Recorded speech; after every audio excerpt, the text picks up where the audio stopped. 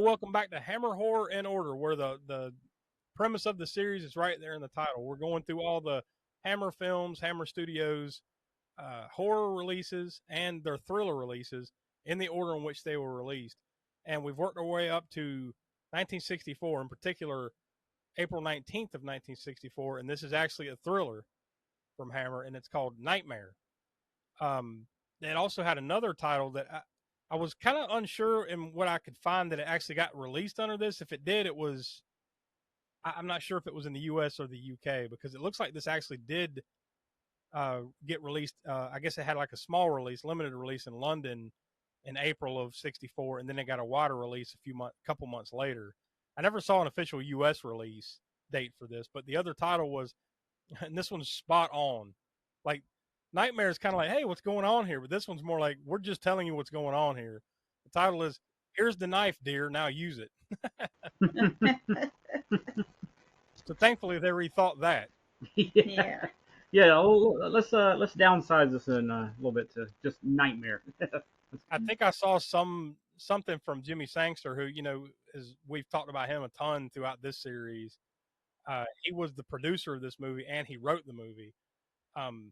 Something like, yeah, I'm not just giving you like a breadcrumb in the title. I'm telling you what's happening in this movie with this title, if you're paying attention to the kind of thing. But yeah, I mean, I guess we'll start off. Have either of you watched this one before? No. First time. That's the case with a lot of these thrillers. I think there's a couple of their thrillers I'd seen before, but yeah, this definitely wasn't one of those. Yeah, we've hit a little spell here where, like, over the last year or so, it seems like we've been watching more of their thrillers than their horror movies. But I think we're about to hit a little spell where we're going back to horror here pretty soon.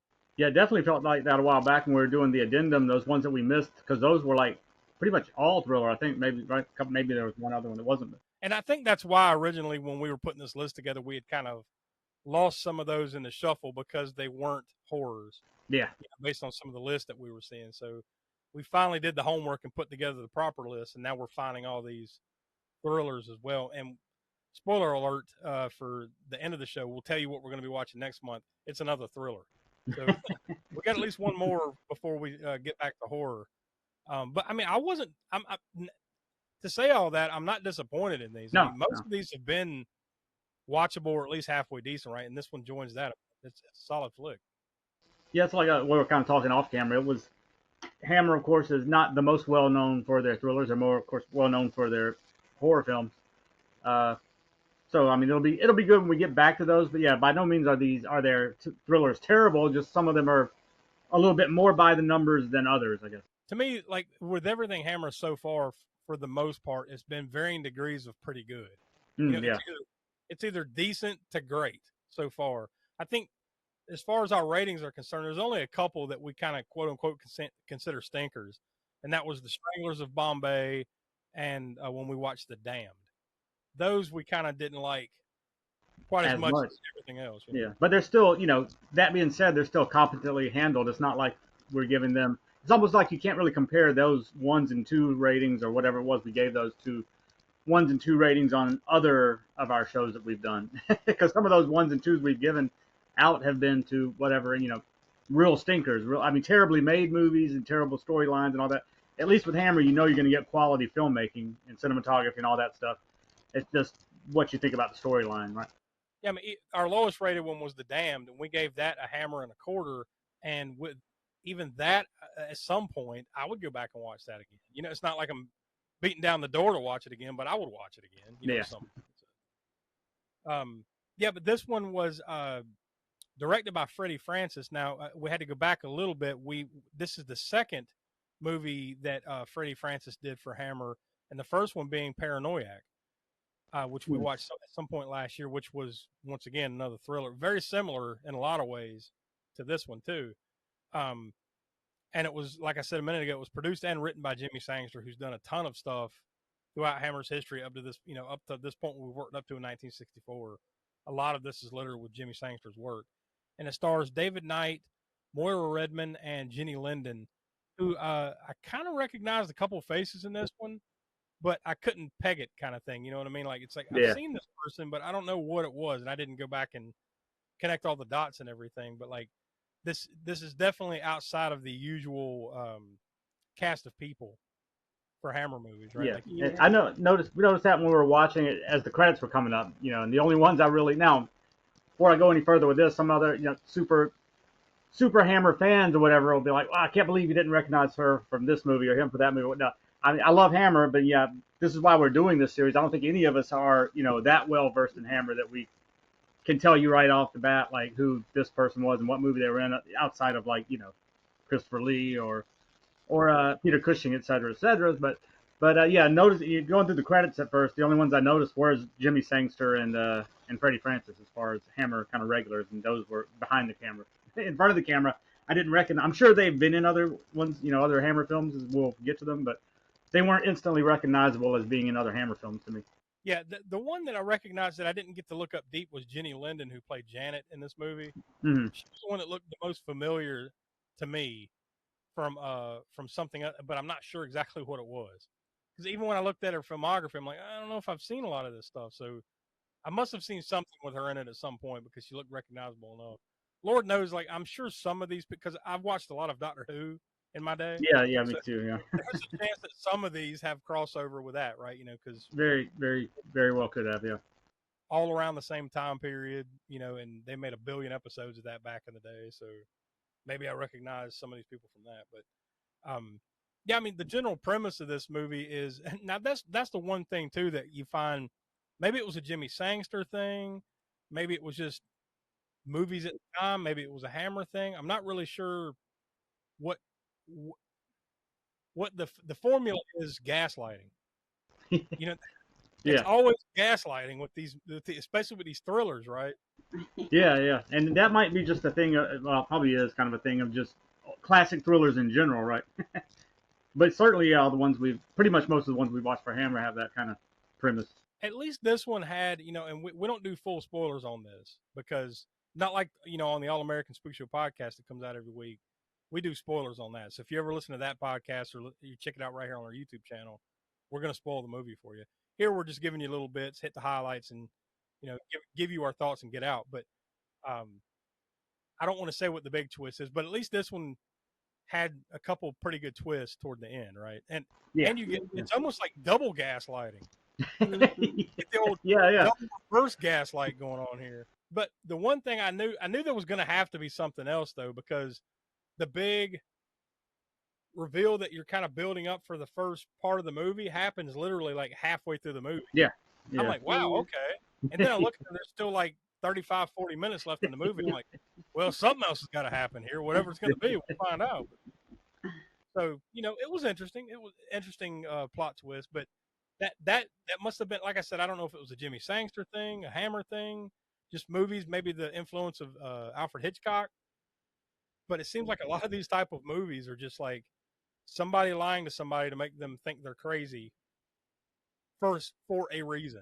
Yeah. And like I said, that is kind of the premise of a lot of classic thrillers. In some way, shape, or form, the twist is that way. That somebody's being gaslit, or in this case, like I said, we're not giving anything away. There's just a twist to the twist, you might say, right? Yeah, and it it's not like it's not a quick thing either. Like they kind of like slowly get you to the one, and then like you see that, and you're like, okay, there's still a lot of time left, and then there's like slow burn to the next one, and you really kind of like that second one especially. You're like, all right, what the hell is going on here, and then you get the big reveal. So yeah, it was pretty well done, well put together by Jimmy Sangster and Freddie Francis. I mean, like we enjoyed Paranoiac about the same, if I recall. Well, we not quite as much. And we'll get to our rating here in just a second. We gave Paranoiac 2 hammers, if that's any clue. That's what we're about to give this one. But yeah, solid flick. I mean, this is one. If you haven't, I would say other than maybe a couple other thrillers from Hammer that we've watched so far, I believe we gave a pretty high ranking to Taste of Fear and Cash on Demand. We all enjoyed those movies more than this one. So if I was going to say, hey, go check out one of these thrillers, I think Taste of Fear or Cash on Demand would be the first ones I would say. Go check those out. But this one's right below it. Like, it's I would definitely recommend it. Yeah, I mean, if you've gone through a lot of Hammer films and haven't got to the thriller ones yet, like I mentioned, this would maybe be. I mean, of the ones we've done so far, this would probably be down there in that second tier, like you said. The first top tier being the Cash on Demand and Taste of Fear, and then yeah, this one. But you can't go wrong with it as far as being a good, solid Hammer thriller. Absolutely. So we decided we come together. What we do with the rating here is it's 0 through 5, but instead of stars, we go out hammers. So we come together beforehand. We kind of talk it out, come to a consensus, and we came up with 2.5 out of 5 hammers for this one. So, like we've said throughout here, we definitely recommend you check it out. Just know it's one of those plot twisty type of gaslighting movies. So if those kind of movies aggravate you, maybe give you pause. But I mean, I think it's a nice little tight thing. I mean, because it's only what was the runtime? Hour 22, so it's not even a really long one. No, not at all.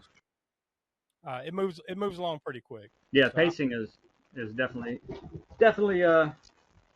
you know, not, I wouldn't say fast paced, but I mean for a thriller, I mean you don't get bored by it because like I said, it is under an hour and a half. So one thing that might bother some people is that it is in black and white.